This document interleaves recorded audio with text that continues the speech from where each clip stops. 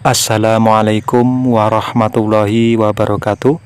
Halo teman-teman, berjumpa kembali di channel Sairul Official. Terima kasih buat teman-teman yang sudah selalu setia menyimak video-video saya. Bagi teman-teman yang baru menemukan video ini ataupun baru menemukan channel ini ya, silahkan cek video-video saya yang lain. Siapa tahu ada video-video yang cocok dengan permasalahan burung kacer ternak teman-teman. Di sini saya tidak ada niat ingin menggurui teman-teman. Saya juga masih pemula, saya masih perlu banyak belajar ya. Karena tidak semua ilmu tentang ternak burung kacer saya ketahui ya. Intinya saya ternak burung kacer ini sambil mencari pengalaman ya. Dan kemudian pengalaman inilah yang nanti akan saya bagikan ke teman-teman melalui video yang saya buat ya. Intinya kita sama-sama belajar lah teman-teman ya. Nah, kita langsung ke pembahasan ya.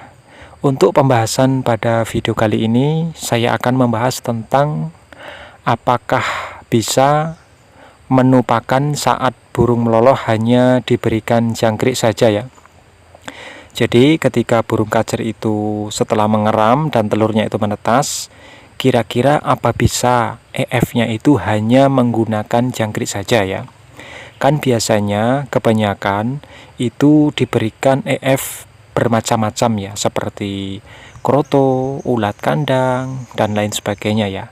Nah, tetapi itu kan tidak bisa dipastikan ya, bahwa di semua tempat ya itu mudah dijangkau ataupun mudah ditemukan ya EF seperti kroto ataupun ulat dan lain sebagainya. Contohnya di tempat saya teman-teman ya.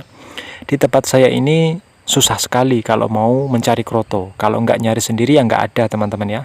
Kalau kita mengandalkan beli nggak ada yang jual, jadi susah. Nah, kira-kira kalau di tempat teman-teman itu nggak ada kroto, nggak ada ulat kandang, adanya cuma jangkrik, ini gimana? Sedangkan posisi burung sudah menetas telurnya ya. Kira-kira aman nggak kalau diberikan hanya jangkrik saja untuk meloloh? Nah, di video ini saya akan bahas ya, silakan teman-teman simak saja supaya teman-teman tahu ya. Nah, untuk permasalahan burung kacer yang sudah menetas ya, itu sebaiknya jangan menunggu menetas terlebih dahulu baru diberikan EF ya. Artinya apa? Artinya begini.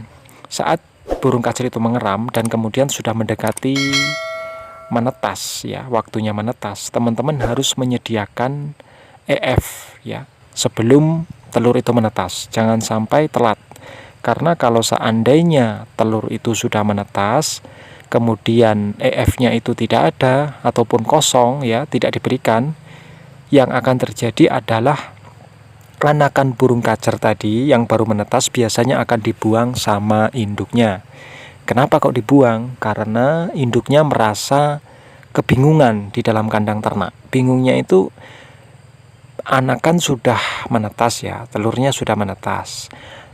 Nah, posisi burung ini kan induknya mau meloloh. Lah, sedangkan yang untuk meloloh nggak ada. Nah, itu kira-kira gimana? Tentu kan bingung burungnya. Ya, daripada di dalam glodok dibiarkan begitu saja mati juga, akhirnya sama induknya diangkat dan dibuang, biasanya ke dasar lantai.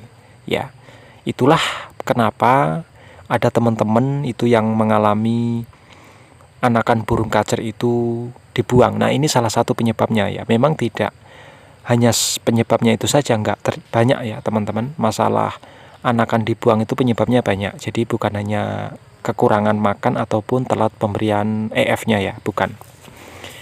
Nah, ketika burung kacer itu sudah menetas, kalau telurnya ya, masuknya teman-teman ya, telurnya itu sudah menetas, kalau EF-nya itu sudah ada, itu kan aman. Sewaktu-waktu burung mau meloloh itu bisa ya.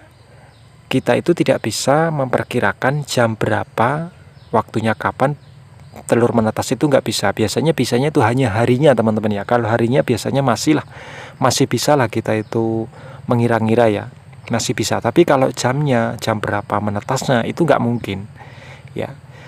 Karena kalau telatnya itu masih hitungan menit, itu masih aman teman-teman ya. Tapi kalau hitungan sudah jam, 1 jam, 2 jam, wah itu nggak bisa. Karena rata-rata burung itu kan kalau telurnya sudah menetas nggak mungkin langsung diloloh sama induknya, nunggu beberapa menit, entah berapa menit kita nggak tahu ya pastinya, intinya nggak langsung diloloh lah teman-teman ya. Tetapi kalau sampai 1 jam 2 jam ya itu kan kelamaan, tentu burung ini akan membuang anaknya sendiri ya. Kenapa kok burung ini mau membuang, kok tega ya, kok nggak mau meloloh dengan fur? Karena begini ya, burung kacer itu di alam liar aslinya itu kan pemakan serangga teman-teman ya, bukan pemakan fur. Makanya ketika burung kacer itu diternak, kemudian ada anakannya, ya anakannya itu dilolonya menggunakan serangga kalau diberikan serangga. Ya kalau tidak diberikan serangga ya tidak akan mau melolohnya, nggak mungkin induk mau meloloh menggunakan fur, itu nggak mungkin teman-teman ya. Nah jadi gimana permasalahan jangkrik kalau hanya diberikan jangkrik saja waktu meloloh? Ini berdasarkan pengalaman saya teman-teman ya. Kalau burung kacer di waktu masa meloloh itu hanya diberikan jangkrik saja sampai panen, itu aman, artinya tidak ada permasalahan. Tetapi dengan catatan ya, jangkrik itu ukurannya jangan terlalu besar. Carilah ukuran yang sedang kalau usianya masih 1-4 harian ya. Tetapi kalau sudah 4 hari ke atas, itu sudah bisa diberikan jangkrik dengan ukuran yang besar. Ya, artinya sudah aman. Yang penting jangan diberikan yang sudah bersayap ya. Karena kalau yang sudah bersayap itu kurang bagus teman-teman ya untuk lolohan. Nah, jadi intinya ketika burung kacer itu sudah mulai meloloh, untuk anakannya itu nggak apa-apa hanya murni diberikan jangkrik. Dari mulai 1 hari sampai umur panen ya, entah itu 8 hari, 9 hari itu sudah aman, nggak apa-apa hanya diberikan jangkrik tanpa EF lain ya, tidak masalah ya teman-teman ya. Yang penting itu tadi yang saya sampaikan, berikanlah jangkrik itu yang ukurannya agak kecil, jangan terlalu kecil ya, yang penting ukuran sedang lah teman-teman ya. Nanti kalau ukuran yang kecil boros di makanannya nanti. Kenapa? Borosnya gini, yang makan jangkrik itu kan bukan hanya anakan ya, tetapi induknya itu kan makan juga, kedua induknya antara si jantan dan betinanya itu kan makan. Nah ini borosnya di situ teman-teman ya. Kalau terlalu kecil, kalau ukuran sedang itu sudah bisa kok indukan mengira-ngira, artinya indukan itu lebih tahu bagaimana caranya agar anakannya itu bisa memakan jangkrik ya. Nah mungkin hanya itu saja teman-teman yang bisa saya sampaikan. Kalau teman-teman masih bingung dengan penjelasan saya, silakan tanyakan di kolom komen ya. Nanti saya akan jawab sesuai dengan pengalaman saya ya. Kalau saya tahu akan saya jawab, kalau tidak ya tidak ya teman-teman ya. Terima kasih yang sudah menonton sampai akhir. Wassalamualaikum warahmatullahi wabarakatuh.